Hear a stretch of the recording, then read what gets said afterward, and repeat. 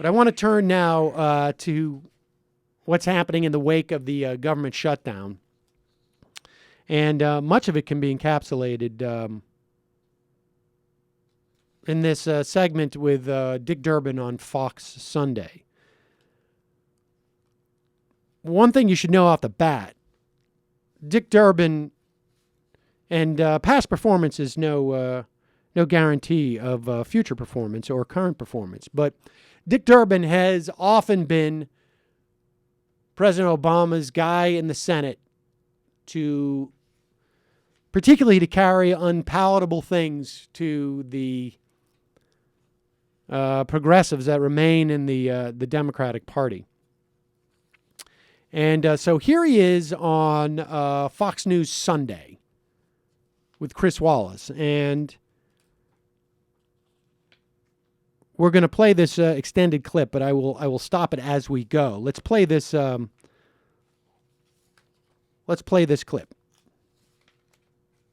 Well, let me pick up on that with you, Senator Durbin, because as Senator Blunt suggested, Republicans have some leverage here. If nothing happens, the sequester spending cuts kick in on January 15th, and discretionary spending is cut by $21 billion. Paul Ryan, the House Budget Chair, is proposing a kind of trade in which they would agree to some short-term spending increases, which you guys want, in return for some long-term spending cuts through entitlement reform. Okay, pause it right here. All right, first off, Chris Wallace is setting the table in a way that is inaccurate. Because, yes, it is the case that Democrats in particular have real problems with what's happening with the sequester because we have so many cuts in discretionary spending that has fallen on the non-military side. But one thing that Chris Wallace does not say here, and Dick Durbin should have made clear, is that coming in 2014, there will be $21 billion of additional discretionary spending cuts, but $20 billion of that will fall on defense spending. Now, those who made the mistake of believing the sequester would force everybody to the table, the specter of the sequester back in the 2011 budget deal would force Republicans to the sequester. The super committee would do its job. And many of those people were also hoping that we would get cuts to Social Security at that time. We're wrong. They underestimated the Republicans' loathing of any new revenues in terms of taxes, which makes the fiscal cliff deal that took place at the beginning of that year that much more ridiculous. Well, I should say, I guess it was in 2012, that much more ridiculous because that's where the leverage was. That was going to happen automatically. Nevertheless, the reality is going into these sequester talks, there are a lot of Republicans in the Senate. John McCain, Lindsey Graham, who are very concerned about the defense cuts. Me, not so much. However, understand that what we have been living under, and David Dayen has a great piece out, I think it's in Salon, that we have been living under a partial government shutdown in terms of its implications for our economy. Standard & Poor estimated that the shutdown cost the economy $24 billion over 16 days. Sequestration, if it's in place for the 10 years as contemplated, and as law at this point has, but remember, future Congresses are not held to the laws that past Congresses made.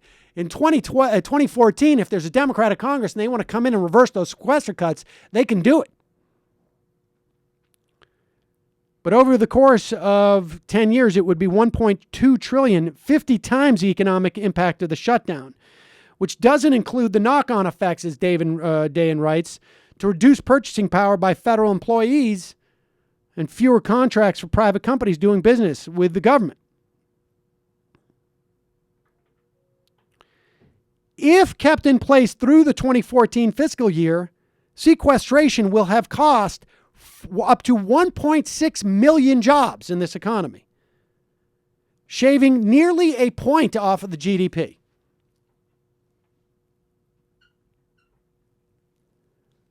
On top of that, we're already living under other budget cuts. We are living in an age of austerity right now. But the reality is going to be that we can't do anything about it for those who want to. Continue. Does that sound reasonable?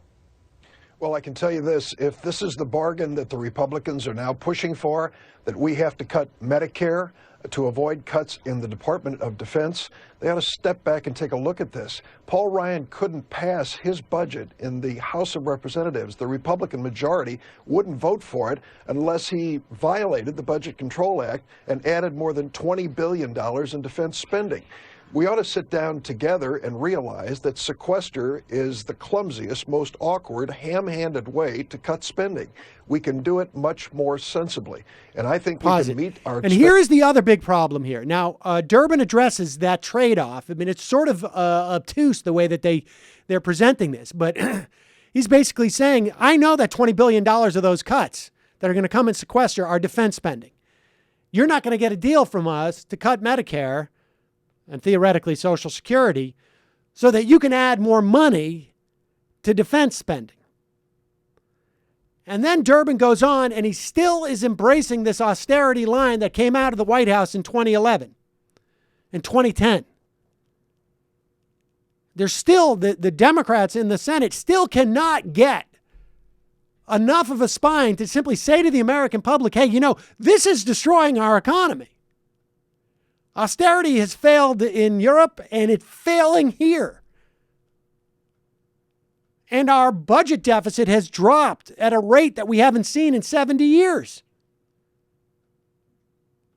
And this is no time for this. This is where that conversation should end, instead of this notion of we can come up with better sequester cuts. The bottom line is, if you cut $10 billion in a stupid way or a so-called smart way, it's still $10 billion less of government spending. It is still going to have the same impact on our economy. It doesn't matter. Continue.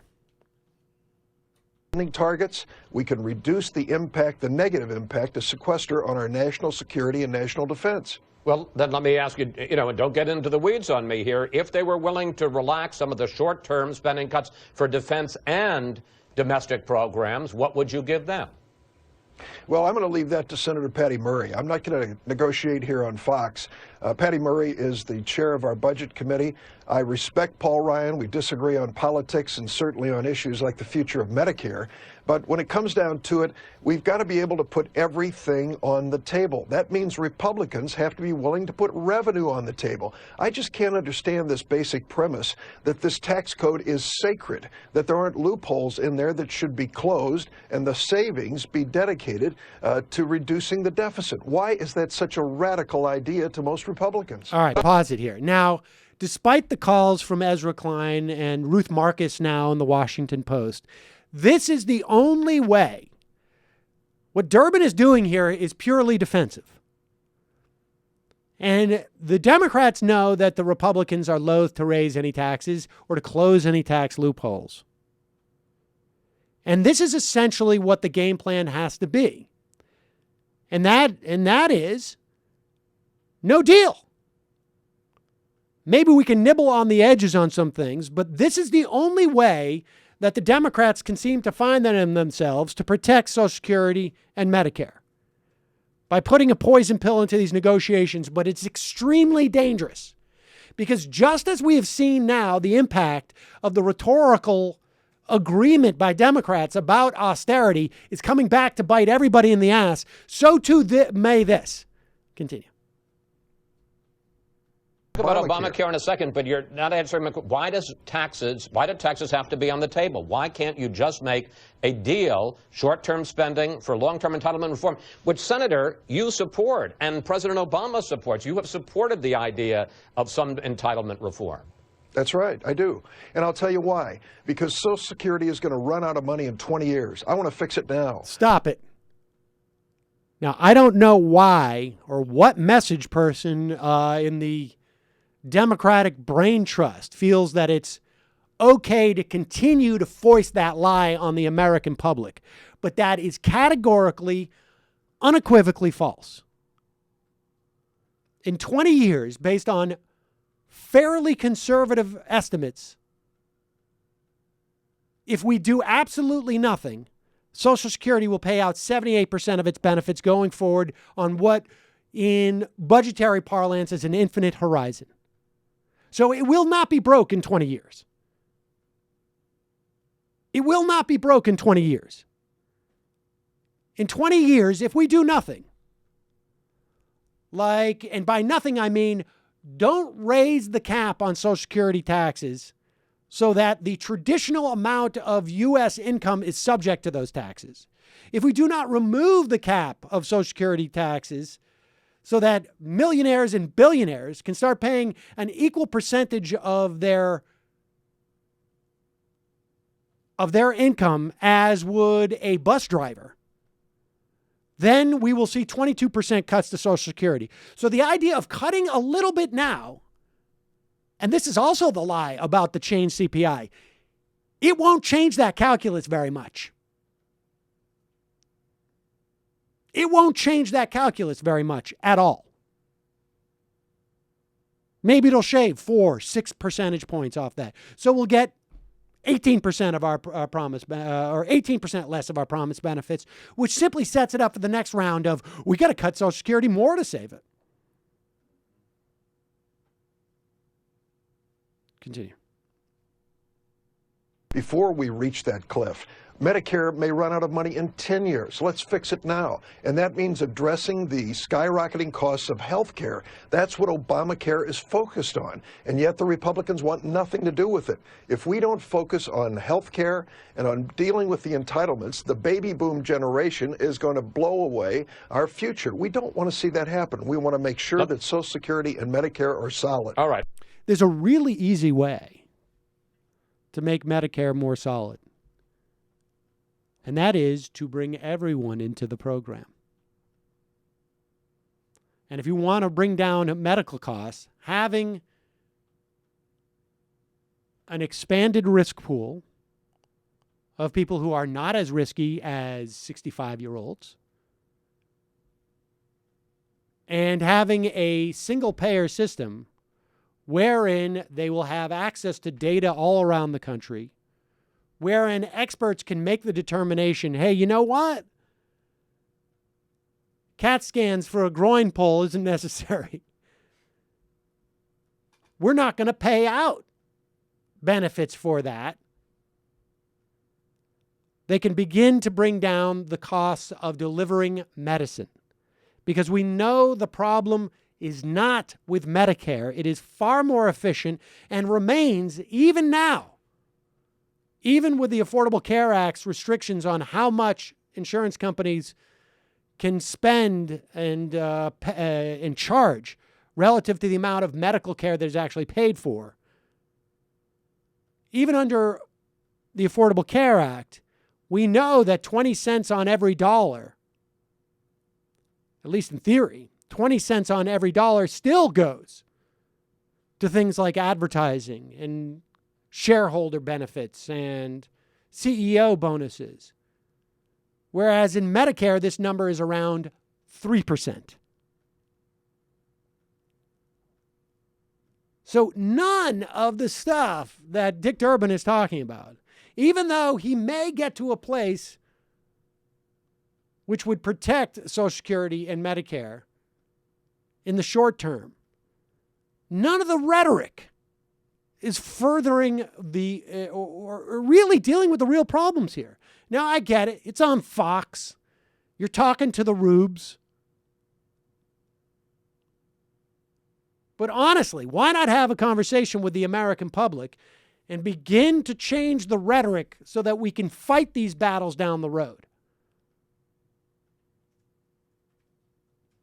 Or is it maybe they just don't believe in it? I don't know. But if we get more of this mealy mush from supposed liberal champions like Dick Durbin, it's not one of those, future looks so bright I got to wear shades type of scenarios.